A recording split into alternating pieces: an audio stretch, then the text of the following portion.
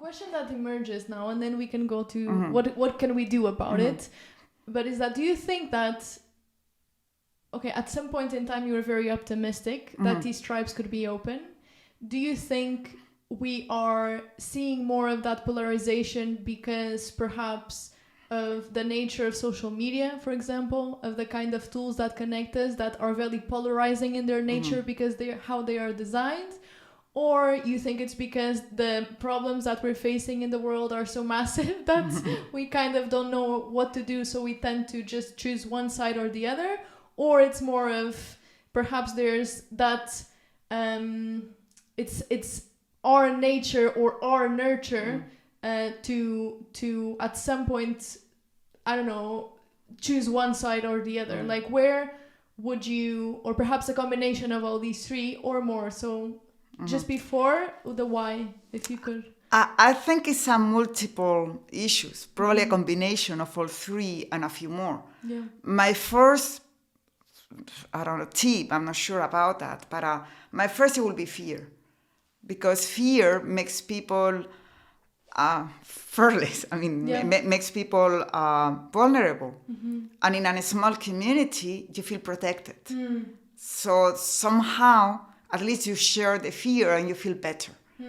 And with fear, if you find a close enemy, then it's easier because then you can control the fear. You can say it's because X is wrong, so I'm in the right side. And if I'm in the right side, then I can control it. So my first idea will be fear. And fear has made people aware of their vulnerability. And I think it's easier to find an enemy.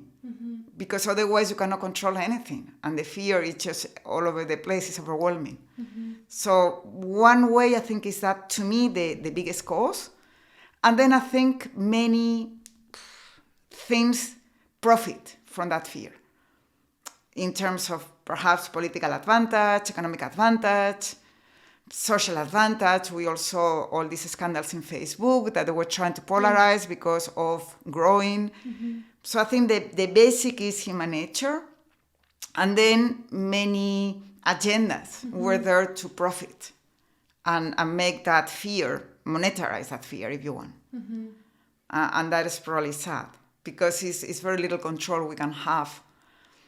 Again, because and then what you were saying, the nature of social media makes it very difficult to see outside the box because you see you only have access to the news of your environment. So it's very difficult to access other sides. So it's a little bit a combination of everything. But I will say the first and most important to me is fear. And fear is because the world is getting very complicated. Yes, and now in terms of what we can do about it. And I think there's always, at the podcast, we talk always about at the individual level and at the collective level.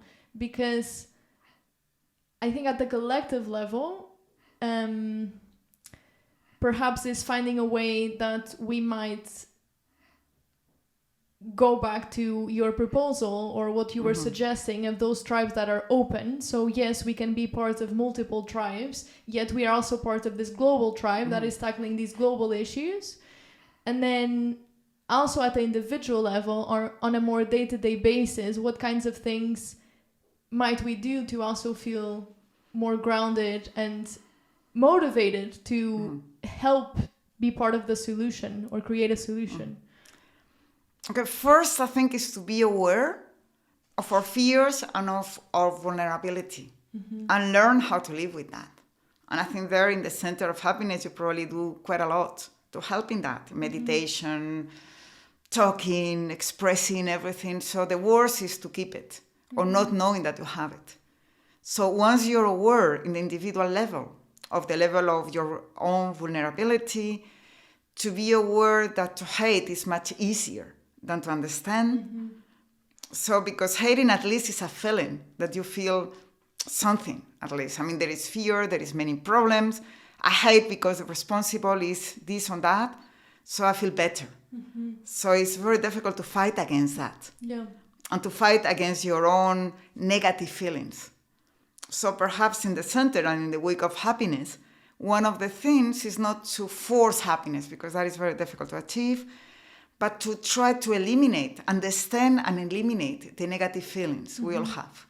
So probably this will be a different way of kind of a think positive and everything will go fine. No, it's more complicated than that. It's please be aware of your negativeness, because we all have some, and try to eliminate them through love. So to promote, and then it comes the community level.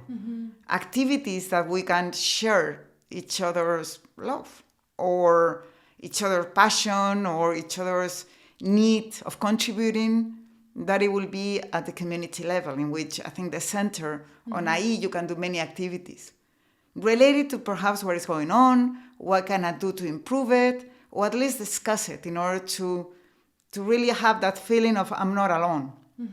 And I'm sharing this with other people. And I don't have to pretend I'm fine when I'm not.